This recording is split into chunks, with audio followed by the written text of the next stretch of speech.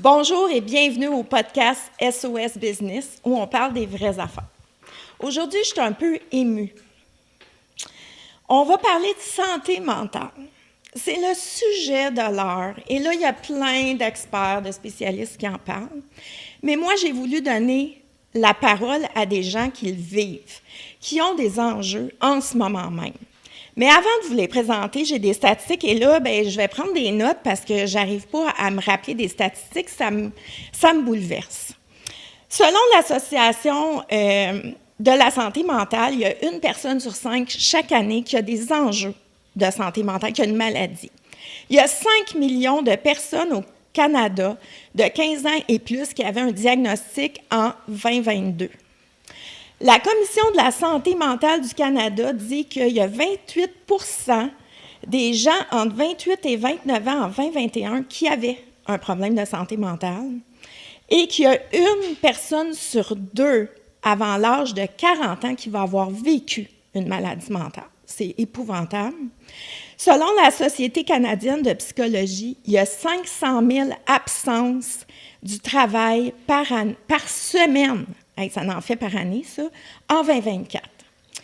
Là, moi, ce que je sais, c'est qu'en tant qu'être humain, on vit en société et on a un cercle autour de nous. Et que dans notre cercle de soutien, il y a l'entreprise qui est là. Et moi, ce que je veux entendre aujourd'hui, ce que je veux qu'on parle, c'est qu'est-ce que les entreprises peuvent faire pour diminuer ce 500 000 absences par semaine. Parce que, en tant que personne, ce qui se passe autour de nous, veut pas, ça nous atteint. Donc, sans plus tarder, j'accueille mes 3 personnes magnifiques et merci d'être là, bienvenue. Pour commencer, je vous demanderais, puis là, je veux vous le dire, aujourd'hui, moi, je n'aurai pas vraiment la parole, ça va être plus vous. Pour commencer, j'aimerais ça que vous vous présentiez et que vous nous disiez pourquoi vous avez accepté de venir discuter aujourd'hui pour éduquer justement nos gens sur qu'est-ce qu'on a besoin. Bonjour, mon nom est Gabriel, je suis éducateur par aidant en santé mentale en premier épisode psychotique. Je suis ici, en fait, pour offrir une vitrine sur l'importance de collaborer à la société en tant que travailleur ou autre, là. J'ai eu la chance d'appuyer des gens à leur retour au travail, puis ça a une importance fondamentale sur l'estime de soi, d'offrir justement cette contribution-là. Puis je pense que des médias comme des podcasts, etc., ça peut donner envie des gens, justement, ou de la motivation à retourner sur le marché du travail. Mais c'est, comme tu le disais, c'est parfois complexe, comment bien les accueillir, comment bien les réinsérer dans le milieu du travail. Fait que je suis ici pour discuter de tout ça avec vous. Merci. Alors, bonjour, moi, mon nom, c'est Audrey. La raison pour laquelle j'ai accepté d'être ici aujourd'hui, c'est parce que il y a tellement de stigmates attachés à la maladie mentale. On dit beaucoup, et ça, c'est quelque chose qui vient vraiment me chercher, qu'on est très inclusif par rapport à ça. Mais souvent, on va parler d'anxiété au travail, mais ça va au-delà de ça. Et moi, j'ai envie qu'on en parle de la maladie mentale parce que c'est, comme Sonia a dit dans ses statistiques, c'est vraiment super présent. Et moi, en tant que personne, justement, qui a un diagnostic, c'est pas quelque chose qu'on entend les travailleurs parler. « Ah, moi, j'ai ci, moi, j'ai ça. » Souvent même, on va le taire parce que on a moi, personnellement, je sais pas vous, mais si je me présente à une entrevue puis je dis « Voici tous mes diagnostics », je suis pas sûre que je vais avoir la job. Et j'aimerais ça que ça change. Donc, moi, je me sens ambassadrice, j'en parle ouvertement partout où je vais de ce que j'ai. Et souvent, la réponse des gens, c'est comme « Oh mon Dieu, c'est donc bien le fun de voir quelqu'un qui en parle. » Tu sais, ça nous aide à mieux comprendre. Donc, je veux aider justement les gens à mieux comprendre ce qui se passe. Bonjour, moi c'est Richard, présentement en lancement d'entreprise. Ce qui m'a appelé, ce qui fait que je suis ici aujourd'hui, c'est parce que les enjeux de maladie mentale ont eu une influence majeure au travail d'une part, mais aussi dans ma vie affective ou dans ma vie en général. Et ça fait, j'ai 51 ans aujourd'hui, depuis l'âge de peut-être 19 ans, ça a eu une influence importante. Et puis on y reviendra sûrement, mais il y a eu des étapes à travers ça. Puis aujourd'hui, ça va beaucoup mieux. C'est pas la première fois que je repars mon entreprise, mais je pense que c'est la première fois que les conditions sont réunies pour que ça fonctionne. Et puis j'avais hâte de partager mes expériences, mon parcours, ce qu'ont été les éléments clés dans mon parcours, ce qui fait qu'aujourd'hui ça va mieux que ça n'a jamais été, je crois. Donc voilà pourquoi je suis là. Merci en tout cas d'être là. Vous avez tous été employés. Est-ce que c'est ça? Oui, tous Oui. déjà. Oui. Et vous avez tous été aussi entrepreneurs. Oui. Bon. Moi, j'aimerais ça juste partir de la première question, mais après ça, je vous laisse, vous allez jaser entre vous. Quand vous étiez employé, qu'est-ce qui était des déclencheurs pour vous faire qu'est-ce qui était des déclencheurs pour vous? Ou vous pouvez juste en parler de un ou deux. Et en même temps, voici le déclencheur, puis qu'est-ce qui aurait pu être fait pour éviter ça? Donc, je ne sais pas, peut-être, Audrey, est-ce que tu veux débuter? Moi, je peux débuter en disant que le premier diagnostic, je l'ai eu à 23 ans. J'ai eu le diagnostic de personnalité limite, TPL borderline, ce qui vient avec beaucoup d'intensité. On va commencer avec cela. Mais je travaillais avant d'avoir le diagnostic et ce qui était difficile, c'est que j'avais beaucoup d'entrain ou d'enthousiasme et dans la vie, je suis quelqu'un qui fait beaucoup d'innovation, qui voit les problématiques, qui veut changer les choses et je voulais le faire. J'avais l'énergie, j'avais ce qu'il fallait, sauf que c'était pas toujours bien accueilli.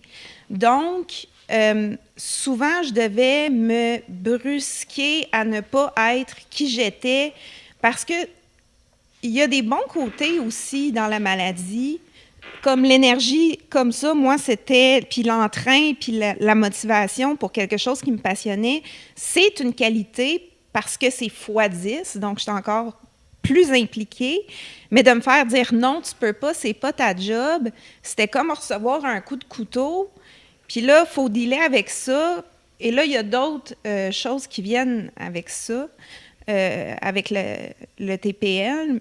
Mais pour moi, ce qui était le plus difficile, c'était de me faire dire non, de travailler et de ne pas pouvoir vraiment me laisser aller avec cette exaltation ou cette frénésie de vouloir. Ça, j'ai trouvé ça vraiment difficile en tant qu'employée. J'ai aussi un autre, je fais de la douance, mais je suis TDAH, mais TDAH mental, donc ça va vraiment vite. Donc, ça aussi, c'était difficile parce que j'arrivais avec des idées, des solutions, je voulais les implanter, mais encore une fois, c'était pas mon poste, je me faisais taper sur les doigts. Donc, j'ai été beaucoup réprimée dans ma jeunesse au travail. Ça a été vraiment difficile de se faire dire « OK, tu as la solution, mais c'est pas à toi de le faire. » Je suis comme, mais pourquoi? Puis je comprenais pas, puis ça venait me toucher beaucoup parce que comme les émotions sont amplifiées, mais à ce moment-là, j'étais 10 fois plus triste que quelqu'un d'autre qui aurait fait comme, OK, je peux pas. Mais moi, ça restait. Puis ça restait, qu'au bout du compte, je devenais complètement démotivée, puis je décrochais. Donc, je démissionnais. Moi, je te rejoins beaucoup sur la notion du cadre que tu as en tant qu'employé.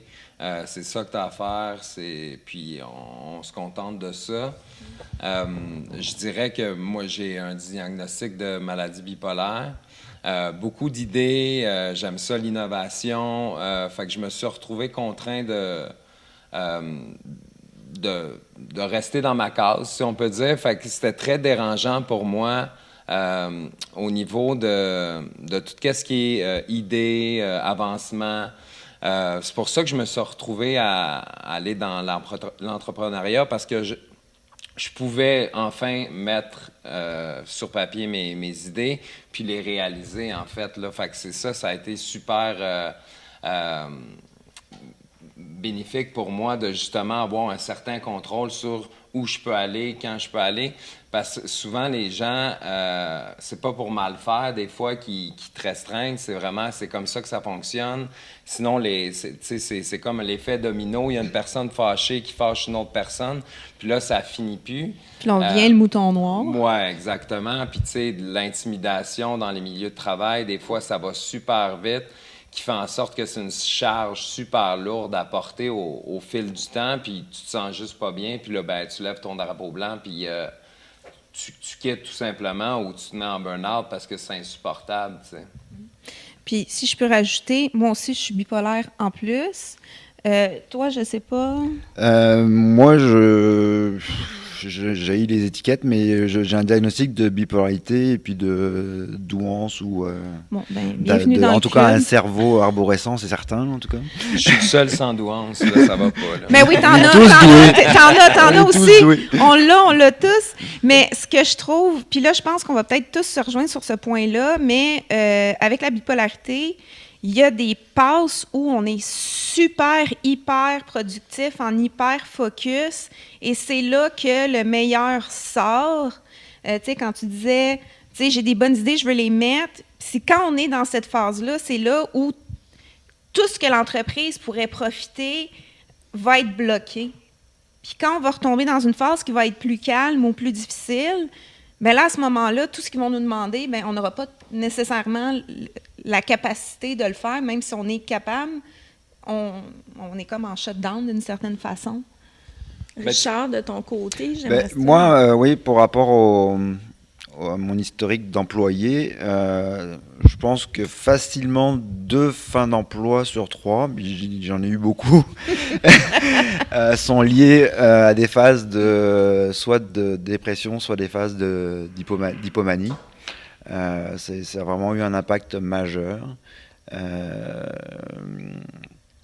La première, c'est ça, ma première. Puis je tiens à rassurer les auditeurs sur le fait que je ne sais pas s'ils sont québécois ou francophones, mais en tout cas, mon expérience française de France, en tout cas, j'ai eu une expérience dans une entreprise très rigide, extrêmement rigide, où j'ai été licencié par souci d'efficacité, avoir envoyé un courriel au chef du chef. Donc ça va parfois très loin. Donc c'était un gros impact dans mes fins de contrat. Il y a des fois où j'ai quitté l'entreprise parce que je me sentais super efficace, super créatif, mais je me sentais pas reconnu pour ça, ou exploité par rapport à ça, donc pas pleinement reconnu. Et puis, mais ce qui est très important, ce qui a été une étape majeure pour moi, moi j'ai eu des cycles de bipolarité qui sont extrêmement longs. On parle de mois, voire d'années, disons mettons des semestres. Donc il y a eu toute une première partie de ma vie où j'avais pas vraiment conscience de qu'est-ce qui était aux commandes, jusqu'à ce que ça fait 18 ans que je suis au Québec, je pense que ça fait 16 ans que j'ai eu le diagnostic. Puis là, ça a été majeur dans le sens où j'ai pu mettre un mot sur ces vagues d'humeur. Donc ça a été un bon point de départ. Donc je pense que la première chose, c'est de mettre un nom sur des symptômes. Ça a été, wow, je suis pas tout seul, ça existe. Puis après il peut y avoir un suivi psychiatrique, psychologique, il peut y avoir des peurs dans l'entourage, il peut y avoir plein de choses, mais au moins personnellement, individuellement, ça m'a apaisé pour commencer. Puis après, c'est tout le travail d'acceptation, puis qui a pris, peut-être dans mon cas, qui a pris plusieurs années, là, d'accepter la médication, d'accepter pour limiter les extrêmes. J'aurais juste j'aimerais ça récapituler un peu ce que vous venez de dire, si je comprends bien.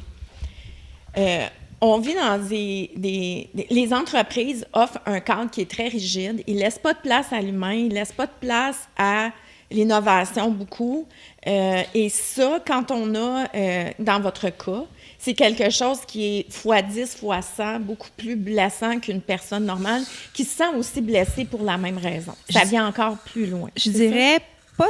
de faire dire normal, moi, je trouve que c'est un peu, je vais dire raide, je dirais plus typique. Typique. Je m'excuse, j'ai dit non. Oh mon Dieu. Mais c'est pas grave parce que c'est la norme de dire normal. Oui, hein? C'est pas fort. Mais pas c'est pour fort ça de que je ma dis, place. tu sais, il y a beaucoup de stigmates, on est normaux, on a juste des différences, mais comme tu dis, une personne sur 2, une personne sur 5, c'est juste que le monde ne sont pas au courant ou que les gens n'en parlent pas.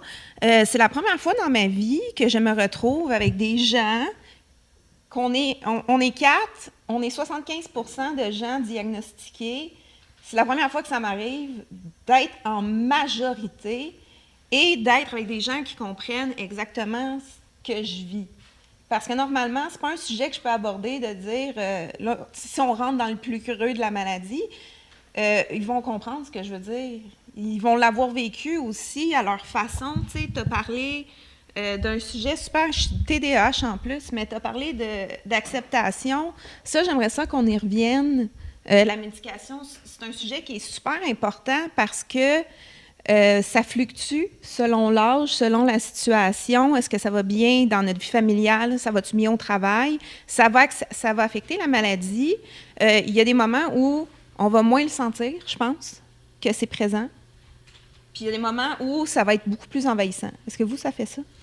Ben, tu sais, pour revenir à Richard, ce que tu parlais par rapport à l'étiquette, tu sais, moi non plus, je ne m'associe pas à mon diagnostic en tant qu'individu. Par contre, ça m'a énormément aidé à mieux comprendre, ben, pourquoi je mettais en branle des projets, j'avais plein d'idées, puis que je me sentais pas une personne typique du tout. Puis, tu sais, ça a un peu fait du sens quand j'ai reçu mon diagnostic. Puis, par rapport à l'acceptation, ben, tu sais, je pense que c'est d'apprivoiser un peu avec qu'est-ce que tu as à vivre. Puis, tu sais, moi, ça s'est fait quand même relativement assez facilement. Je pense que je me suis plus jugé que j'ai eu de jugement face aux autres. L'autostigmatisation, je pense que c'est super important d'en parler aussi parce que souvent, on s'inflige des choses nous-mêmes aussi. Puis en plus, si tu as à vivre de la stigmatisation, ben là, c'est les deux qui viennent frapper fort. Puis des fois, la stigmatisation va apporter de l'autostigmatisation. Fait que, tu sais, il faut être quand même assez prudent, là. Quand on pense que, tu sais, ça a une perte d'estime vraiment rapidement. Puis, tu sais, tout ce qu'on demande, nous, c'est de collaborer avec la société puis d'offrir ce qu'on a à offrir en tant qu'individu, là. Vraiment, tu sais, comme moi, mon but principal, c'est d'être une citoyenne qui contribue à la société. Puis pour faire ça de façon continue, bien, moi, je sais pas, mais à tous les matins, il faut que je décide que c'est moi qui gagne, puis c'est moi qui décide ce qui se passe, puis que je me laisse pas envahir par ça. Vous, je sais pas comment vous le vivez comme au quotidien, mais là, c'est sûr que là, j'ai une belle beurrée de trempette qui vient avec les diagnostics. Mais c'est vrai qu'il y a d'étiquette, mais ça l'explique. Là, je vais m'éparpiller, c'est officiel. Mais là, il ne faut pas oublier qu'on veut dire aux entreprises veut, comment vous aider. Mais ça, c'est une chose, tu sais, ramenez-nous, tu sais, dans le pire des cas, dire, hey, mais en tout cas, pour un TDAH, là, dis juste, hey, écureuil, puis oui, c'est vrai, on était rendu là. Mais l'acceptation, l'autostigmatisation, quand j'ai eu mon premier diagnostic à 23 ans, j'ai eu vraiment un crash parce que j'ai eu ma fille. Et les hormones et le cerveau, c'est pas un bon mélange pour la maladie mentale. Et je crois que c'est pour ça qu'il y a beaucoup plus de femmes qui vont avoir un diagnostic que d'hommes, parce que les hommes, ça paraît moins souvent, ou ils vont moins en parler. Je ne sais pas pour vous, mais la société n'offre pas nécessairement la place émotive aux hommes dans l'éducation à parler de leurs émotions, de leurs sentiments, Là, l'âge dépend aussi. Aujourd'hui, ils le font beaucoup plus. Mais moi, j'ai complètement craqué. Je pensais que j'allais mourir. Je suis allée voir mon médecin, je vais mourir. Elle était comme, voyons, t'es en bonne santé. Je suis comme, non, tu comprends pas. Là, ce que je vis, c'est tellement fort. C'est sûr que mon système va black out. Puis quand elle m'a dit, j'ai eu le diagnostic, j'étais pas d'accord. J'étais pas d'accord parce que dans ma tête, j'étais bipolaire. J'avais pas tort non plus. Mais là, j'étais comme, c'est pas vrai. Puis je hurlais dans mon char, puis je pleurais. Puis j'étais comme, non. J'ai refusé complètement. Ça a pris, je pense, 2 ans avant que je dise « OK, c'est vrai ». Je me suis informée, je suis allée lire, j'ai fait une thérapie.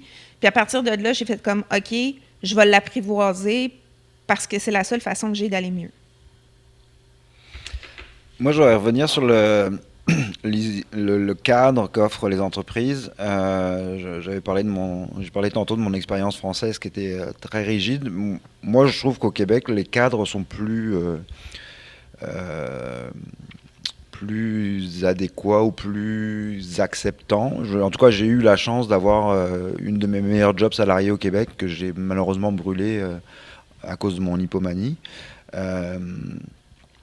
Mais ça reste, pour une personne comme moi, ça restait trop souvent trop rigide. Mais je pense que pour quelqu'un de bipolaire, c'est sûr que ça prend un cadre, mais un cadre, je dirais, vivant.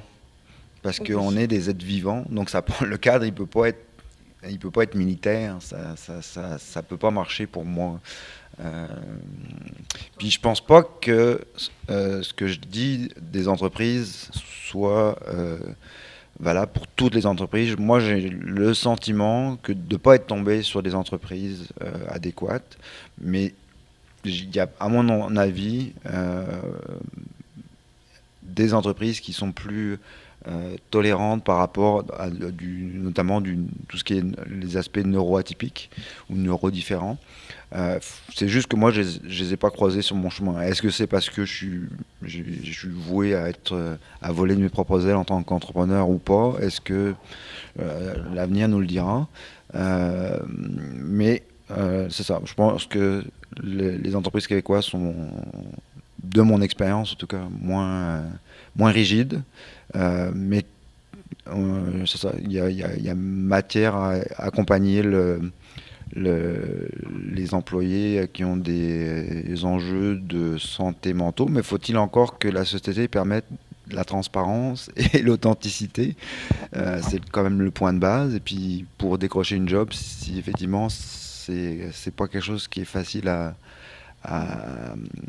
c'est pas une carte qui est facile à mettre sur la table, mais c'est comme le point de départ. S'il n'y a pas d'authenticité dans les cas comme les nôtres, il n'y aura pas de coopération.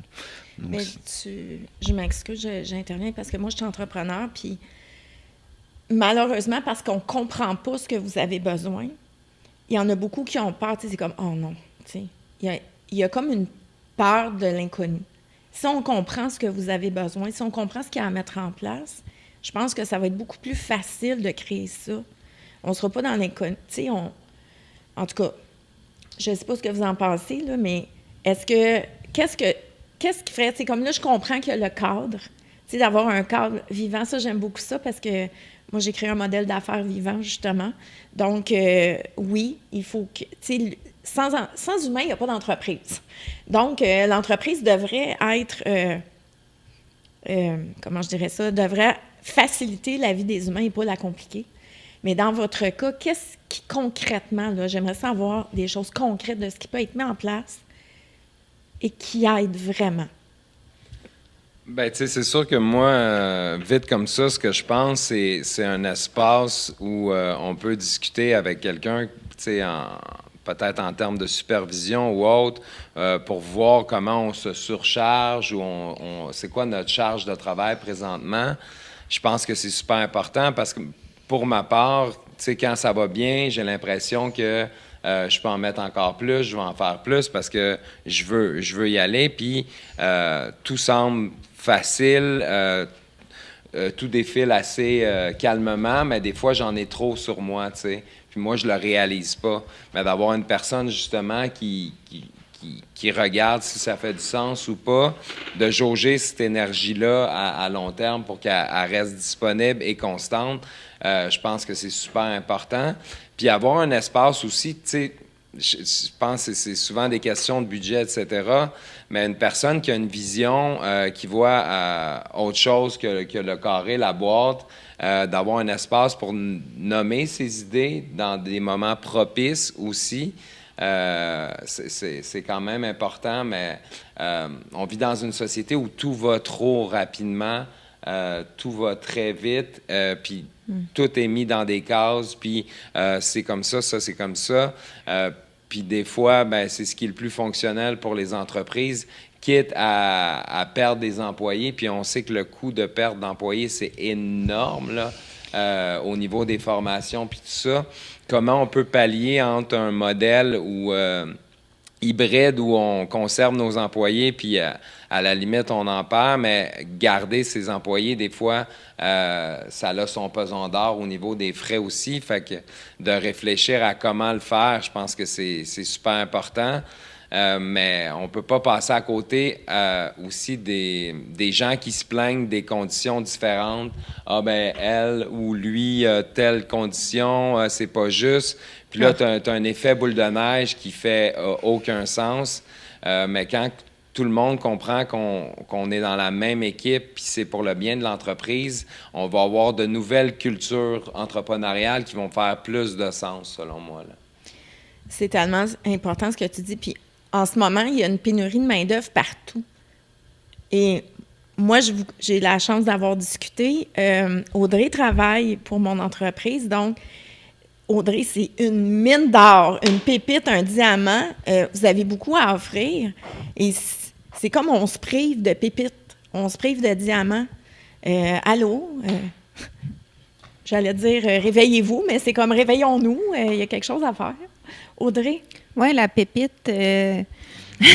La pépite aimerait ça dire, tu sais, concrètement, je dirais que les entreprises, j'irais au-delà de l'entreprise, mais je dirais que la personne qui est le superviseur, le manager, le directeur ou quoi que ce soit, va jouer un rôle vital parce que moi, j'ai eu deux sortes. J'ai eu la personne que ta job est faite, tu veux en faire plus, vas-y. J'avais l'espace pour le faire. Et ça, c'était merveilleux. Si j'avais moins d'énergie, j'en faisais moins, mais ma job était faite, je faisais juste pas de surplus. Mais j'ai eu le contraire, où il y avait deux choses qui étaient vraiment pas bonnes. La première, c'est que si je voulais faire plus, j'avais pas le droit. Mais par contre, parce que j'avais la capacité de faire beaucoup de choses dans des phases où j'étais justement en hypomanie, là, j'ai de l'énergie, je me suis ramassée que j'avais 5 jobs. Il y a des gens qui étaient partis. Je me suis ramassée ça m'est arrivé 2 fois, où je me suis ramassée avec 5 jobs, donc une charge de travail immense. Oui, j'ai été capable de le faire, mais je ne peux pas tenir ce rythme-là. Donc, quand tu parlais de s'assurer que la charge de travail fait du sens, est-ce que c'est normal qu'une personne s'occupe du service à la clientèle, des ventes internes à l'externe, des réseaux sociaux, du marketing, du développement, puis des événements comme le Black Friday? Est-ce que c'est normal que ce soit une personne qui fasse ça simultanément? Non, c'est pas normal. Tu sais, il faut qu'il y ait une conscientisation que, OK, il est capable, mais est-ce que c'est bon, tu sais? Bien, tout ce qui monte redescend, là. C'est ça, exactement. Donc, j'ai quitté volontairement en disant, oui, je peux la faire, la job, mais je veux pas perdre ma santé. Puis je veux pas, justement. Donc, oui, ce que tu disais, c'était parfait. Un horaire flexible, moi, je dirais que c'est vraiment important. Et quand je dis flexible, c'est-à-dire si on a 37 heures à faire par semaine, bien, par mois, combien d'heures ça donne? Tant que je fais mes heures, moi, je trouve que c'est ça qui est le mieux pour moi, qui fonctionne.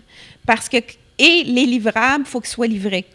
Autant, tu sais, c'est correct qu'il y ait une structure parce qu'il faut faire notre job, mais de pouvoir la faire au moment où on est le plus à même d'offrir le meilleur. Parce que comme tu dis, tu sais, on peut être des pépites. On va bien travailler quand ça va moins bien, mais quand ça va bien, mon Dieu, qu'on va offrir quelque chose d'encore plus extraordinaire.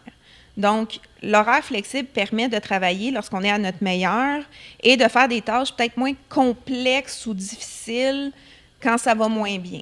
Donc, moi, l'horaire flexible me plaît beaucoup et j'ai un contrat justement que j'ai demandé d'établir dans l'entreprise pour la santé mentale où je me dois de dire voici comment je me sens, voici ma capacité. Et l'entreprise, j'ai aussi fait la demande que l'entreprise fasse le check-up aussi, que ça soit un bidirectionnel. Donc, moi, le contrat avec l'entreprise sur la santé mentale, vu ma condition qui est déclarée, c'est bon. L'horaire flexible et aussi qu'il y ait un suivi avec la personne qui est mon dirigeant direct en tant qu'employé. Moi, ce que ça m'inspire, c'est que je pense que le focus devrait être mis sur la qualité et la quantité du livrable, peu importe le moyen de l'obtenir. Puis c'est sûr que je pense que l'effet Covid a peut-être aidé dans le sens, ou devrait avoir aidé dans le sens que c'est pas parce qu'on n'est pas en présentiel qu'on n'est pas capable de répondre à sa mission ou d'atteindre les objectifs. Donc ça veut pas forcément dire, même si ce qui est super important dans mon cas, ce qui m'a apporté beaucoup de bien, c'est une certaine hygiène de vie, c'est-à-dire prendre soin de mon sommeil, avoir une certaine régularité à ce niveau-là. Mais c'est sûr qu'il y a des périodes de la journée où je suis plus créatif, il y a des périodes de la journée où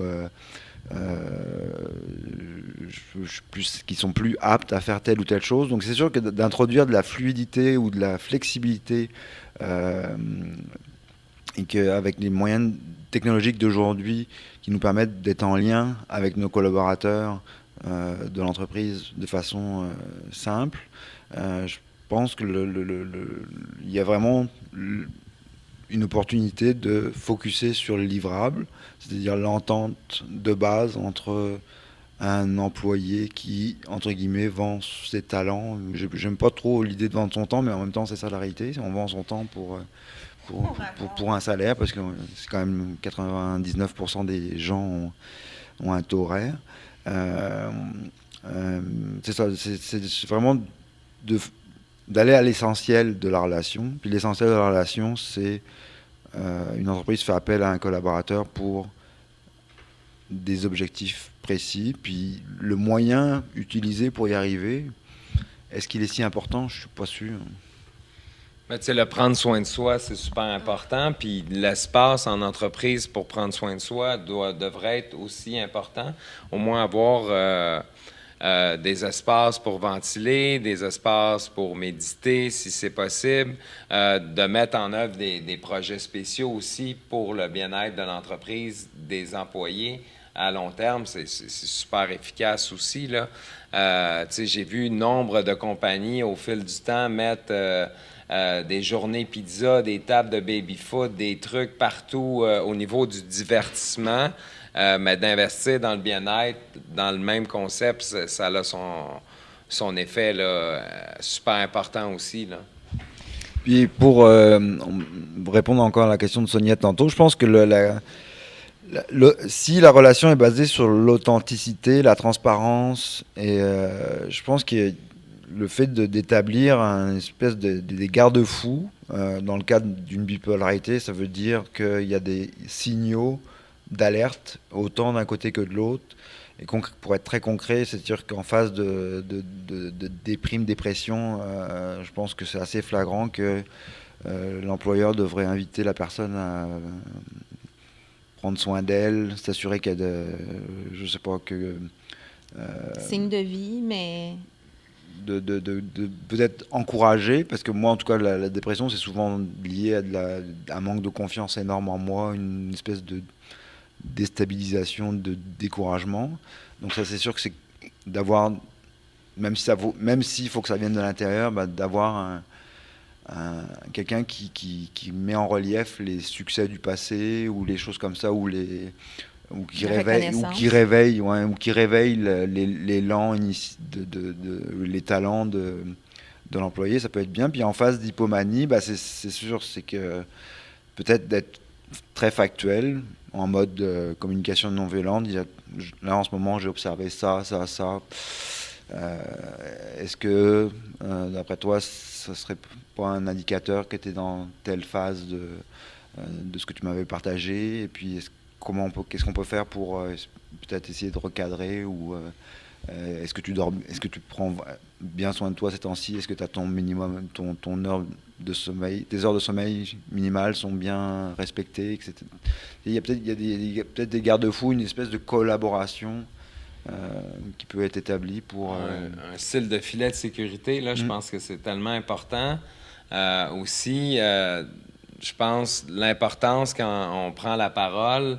Je pense que j'ai de la misère ces temps-ci. J'aurais peut-être besoin d'une journée ou deux. Je sais que j'étais supposé faire ça, mais j'en ai vraiment besoin. Si c'est pas accepté, on va probablement mettre la main à la pâte, puis au final, tomber peut-être plus tard, là. Fait que se sentir en sécurité dans son milieu de travail, surtout quand on verbalise nos émotions, nos ressentis, ça a son importance, là, parce que 1 ou 2 journées, c'est pas si mal, mais si jamais je suis pas entendu, ben ça peut être plus long, là, parce que Non, exactement. ça va faire son chemin, là. Parce que comme il dit, en hypomanie, on peut être tellement productif, on va le rattraper en quelques heures, le 2 jours qu'on a pris. Tu sais, moi, ça m'arrive de dire, aujourd'hui, je ferai rien. Mais moi, j'ai la place pour le dire. Notre podcast arrive déjà à la fin. On aurait pu parler toute la journée. Ça va vite, hein? Moi, j'aime... En tout cas, je suis encore sous le choc d'avoir dit le mot « normal ». Je vais m'en remettre. Mais ça montre à quel point, parce que Audrey l'a dit, on a un contrat chez nous. Il y a plein de choses que je fais, donc j'ai une ouverture. Puis que j'ai utilisé ce mot-là, ça me... Mais la norme... Dans le fond, on va être franc, c'est que la norme actuellement, c'est on n'a pas le droit d'être transparent. T'sais, on n'a même pas le droit dans la société de dire j'aime pas telle chose. Puis on ne donne pas le droit à l'humain d'être transparent. Ça ne fait pas partie de la norme, justement. Il y a beaucoup de choses qu'on a dit. Avant de quitter, j'aimerais ça. Est-ce que vous pouvez... On va résumer.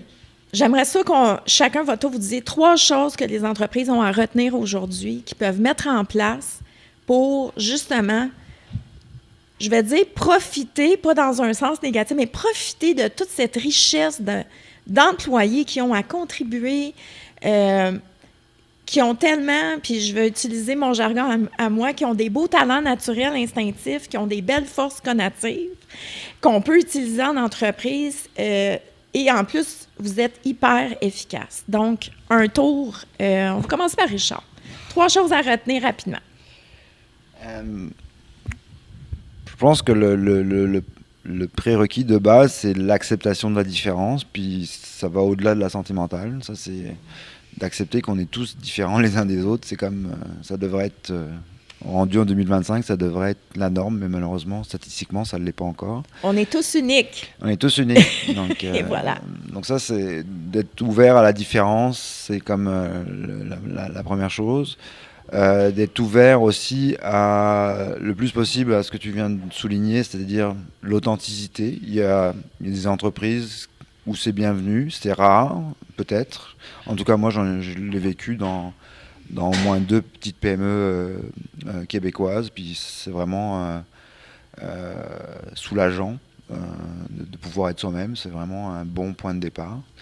Et puis après, c'est ça, c'est à partir de si ces 2 conditions-là sont réunies, c'est sûr que ça ouvre la porte à des filets, puis de la collaboration sur des filets de sécurité ou des flexibilité d'horaire ou des focus sur les livrables de façon un peu moins structurée comme habituellement. Donc c'est ça, c'est